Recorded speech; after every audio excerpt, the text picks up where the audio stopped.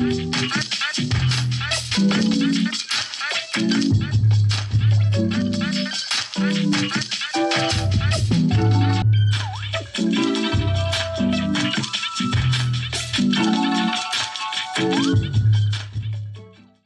it comes to making videos, you want to be able to have some really good speakers to use, because a lot of people, they'll use headphones, and I've got some Sonys at home that are professional grade headphones, and I've used those before, but I also like having desktop monitor speakers. Now, these speakers that I'm going to talk to you about today are not professional grade studio monitors where you go into a recording studio.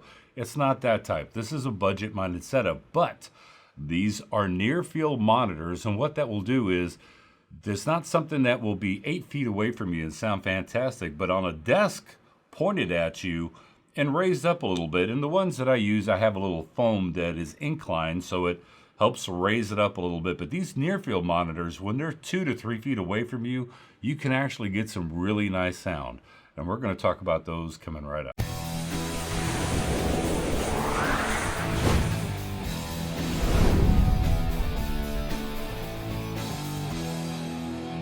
Now, just a quick little disclosure, PreSonus did not send me these. I paid for these out of my own pocket. This is kind of a long-term review of these speakers, and the reason being is I paid for them, I want to say about 9 months ago, and they were so good, they sounded so good up here at the office studio editing station that I bought a pair for the house as well, so when I edit at home on some projects, I can use them there as well. They sound so clear, so robust. Now keep in mind, the frequency range is not going to be something to where you're going to get sub-bass type of low end out of it, but the low end does sound decent. They're internally powered, so you don't have to worry about an external amplifier. They're built-in amplifiers. They come with all the cabling that's needed to plug it directly into your PC and you're good to go. It's a 3.5 millimeter TRS plug that breaks out into the two positive and negative cables that you put into the back of the speaker. Now, these have a 3.5-inch main driver on the bottom, which is your low-end driver, and they have a port at the back. One thing about these that I would recommend to a lot of people is don't put these speakers directly up against the wall. Back them off the wall just a little bit so that that rear port has an ability to kind of disperse some of that low-end frequency just a little bit better, because if you have it up against the wall, you're going to get a really muffled, deep low-end. And when I say deep, it's not going to be that deep, but it is going to have a little bit of a muffle to it. And of course, like any of these budget-minded speakers, whenever you crank them up, the low-end does start to get a little bit muddy. But if you keep it at, like, for me, when I turn it at 20-25% on the volume knob, that is more than enough for me to listen to the audio. It's crisp, it's clean, it gives me a good, clear representation of the audio from my voice when I'm editing videos, from music, ambient sound, some Foley. It gives me a good, accurate representation. Maybe not as good as a studio monitor, obviously, but for the price, in my opinion, you just can't go wrong. So what I'm going to do is I'm going to take the Sony ZV-1. I'm going to show you my setup here at the office studio editing desk, and I'm going to let the internal microphone of the Sony ZV-1 record these speakers, and then I'm going to lay down the same track straight from Artlist so that you can kind of hear the difference between the two. And speaking of Artlist, Artlist has sponsored this video along with Artgrid, and let's talk about them real quick and then get back to these speakers. And today's video is sponsored by Artlist and Artgrid, where you can get thousands of royalty-free and copyright-free music and video clips for Facebook, Twitter, Instagram, YouTube, and even all of your commercial projects as well. And once you download a song, it's yours to use forever. Click my link below to get an extra 2 months on your subscription. All right, so now I'm going to use a Sony ZV-1 built-in microphone. It's not going to be a good representation of what the audio of these speakers actually sound like, but I'll match it up with what the recording actually is from Artlist versus what the camera picks up.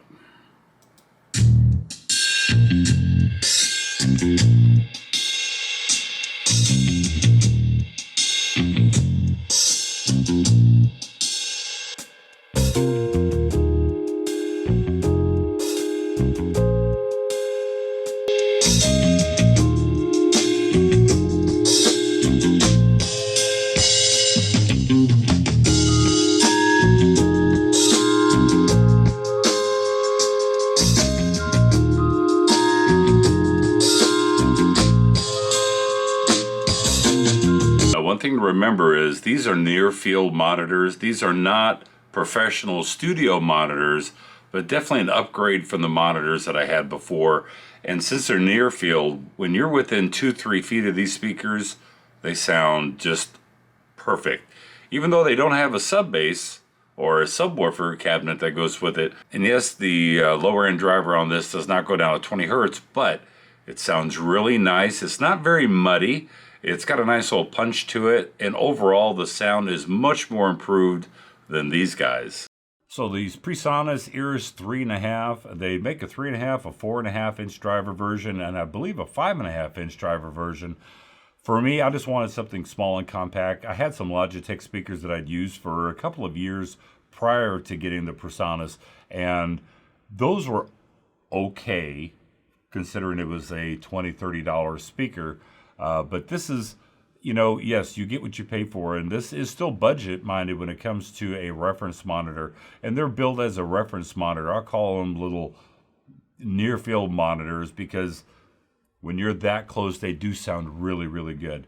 So as you can tell from that little audio clip, they do, you know, granted now the Sony ZV-1, the built-in microphone does not give you a true representation of what they sound like because it's a built-in microphone of a camera. But they sound really, really good. I mean, there's one thing that you should know about this channel, and one thing that you should know about me, that if something sucks, I'm the first one to call it out. And I've done it with companies that have sent me stuff for free, and I've done it with stuff that I purchased out of my own pocket. If I believe in a product, I will sit there and represent that product and let you guys know if it's worth it or not. And in my opinion, these PreSonus, and when you look at the reviews on Amazon, a lot of people talk about, they went bad after 3 months, they stopped working after 4 months. I use both sets of these, the one here at the office studio and at the home studio, and I use them every single day on every project. The one here at the office probably runs on average around 8 hours a day. The one at home can run anywhere from 4 to 5 hours per day. So yes, I've been really pushing these monitors and actually using them, and that's why I wanted to do a real world review, kind of a long-term review of what these speakers actually, and how they perform and how they sound. To me, I think it's a perfect thing to get. Like I said, it is not a studio monitor in any way, shape, or form. And I know there's going to be some audiophiles out there going, well, you need to get the JBL, or you need to get the Pioneer, or you need to get this or that. And I can appreciate that. But for me, these sounded great. These are something that I kind of researched for a while because I was kind of going back and forth between 3 different brands that were in a budget range, and these fit the bill for me perfectly. When I first plugged it in and turned it on and hit the first song on Artlist, I was like, wow, what a difference. What a difference over those Logitech speakers. But then again, you know, Logitech speaker, you might as well take your headphones, lay them down on a counter, and listen to music coming out of those, because those Logitech speakers were about on the same level. But anyway, I just wanted to give you a quick little video about if you're looking for some speakers for your home editing station or your office editing station. These are some to consider. Yes, they are budget-minded. I can tell you, after having 2 pairs of these, if there was going to be an issue, it would have been an issue with at least one of them. Both of them have run fantastically, no issues at all. I give both of these, or I give both of these speakers, because I got 2 sets, but I give them 2 thumbs up for the audio quality, the build quality, and also the performance that you get per dollar. So I'll put a product link in the description below so you can check it out. And don't forget, Artlist. Sign up for Artlist. If you're looking for a music source, and I know I already played the little sponsored ad, but if you're looking for an audio source for music for your YouTube channel, there's a reason why I really push Artlist. When Artlist reached out to me about sponsoring this channel and sponsoring some videos, I jumped on it like that. To me, it was a no-brainer because I'd already been with them for 2.5 years. And why was I with them for 2.5 years? Because I've had absolutely no issue with Artlist. Their music catalog is updated daily. They've got tens of thousands of songs on there. You can pick it by genre, pick it by tempo. You can pick it by its range from 10 seconds to 30 seconds. You name it, you can choose it through Artlist. But here's the kicker. This is the thing that really sold me on Artlist. That was the fact that with your active subscription, once you download a song, you get a license with that song, along with your subscription license when you sign up. But once you download that song, it is yours to use forever. Even after you cancel your subscription, because you previously downloaded it during an active subscription, it is yours to use forever. And here's the big caveat for me that was a big selling point, that when I do client work, I do not have to worry about copyright issues at all for client work. I mean, if you shoot something for Netflix, if you shoot a national TV ad, you can use this music without any repercussions at all. And it's really nice because your clients will have that peace of mind that they don't have to worry about a copyright problem coming up. So that is one of the big sellers for me on Artlist. And I push it all the time, but I will put links in the description below. Check out Artlist. If you click my link, you get an extra 2 months added onto your 12-month subscription. So you'll get 14 months of thousands of songs that are updated all the time. And also check out Artgrid. Thousands of videos. You need some B-roll clips. Artgrid has got all the clips. And the nice thing about Artgrid is that when you click on one video, let's say it's a guy walking down a beach, you'll also get all the accompanying videos that go along with that theme.